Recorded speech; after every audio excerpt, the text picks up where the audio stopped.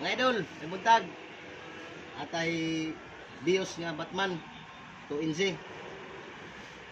Tudlo na ko sa inyo mga idol kung saan pag identify sa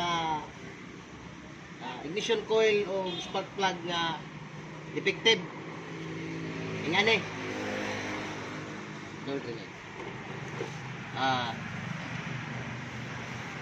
Kandaron ninyo ang unit and then pwede ninyo ibton ninyo ng sakit.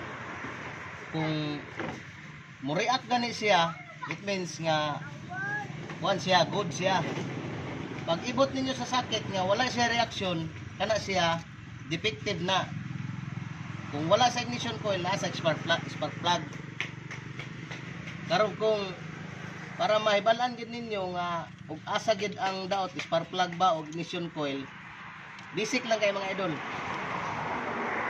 Example na to, kaning number 4 nga spark plug ang daot. Ibalhin nimo ning ignition coil, ikambyo nimo diri sa 3. Karon